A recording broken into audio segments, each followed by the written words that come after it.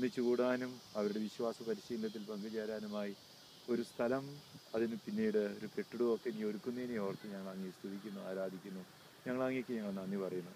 പ്രത്യേകിച്ച് ദൈവത്തിൻ്റെ പരിപാലനയാണ് ഇങ്ങനൊരു സ്ഥലം ഈ സമൂഹത്തിൽ വാങ്ങിക്കാൻ സാധിച്ചതെന്ന് ഞങ്ങൾ മനസ്സിലാക്കുന്നു. ദൈവം ഞങ്ങൾ അങ്ങേ സ്തുതിക്കുന്നു.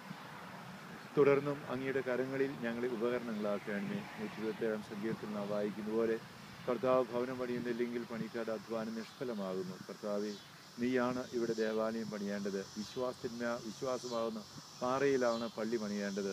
ഞങ്ങൾ വിശ്വസിക്കുന്നു, ഞങ്ങൾ പ്രാർത്ഥിക്കുന്നു. നിൻ്റെ കരങ്ങളിൽ ഈ ചുറ്റുവശത്തുമുള്ള വിശ്വാസികളെ, സീറോ മലബാർ കത്തോലിക്കരെ, അവർക്ക് നേതൃത്വം കൊടുക്കുന്ന ക്രിസ്ത്യച്ചനെ, ജേക്കബ് പിതാവിനെ, മറ്റ് ബന്ധപ്പെട്ടവരെല്ലാം യേശുവെ നീ ഉപകരണങ്ങളാക്കണമേ.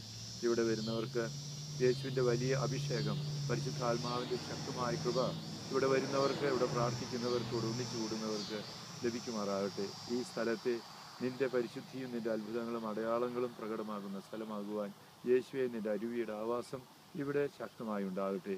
പരിശുദ്ധ അമ്മയുടെ മധ്യസ്ഥയിലും നാമധേയത്തിലുമാണ് ഞങ്ങളിവിടെ ഒന്നിച്ചു കൂടാൻ ആഗ്രഹിക്കുന്നത്.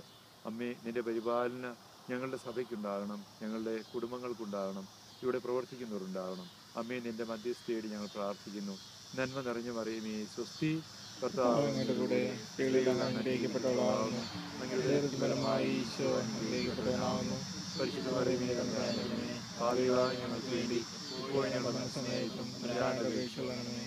പരിശുദ്ധ അമ്മയുടെ മധ്യസ്ഥതയോടെ ഈ സ്ഥലം ദൈവാത്മാവിൻ്റെ ആവാസമുള്ള സ്ഥലമാകാൻ യേശുവിനോട്, പിതാവായ ദൈവത്തോട് നമുക്ക് അല്പസമയം പ്രാർത്ഥിക്കാം.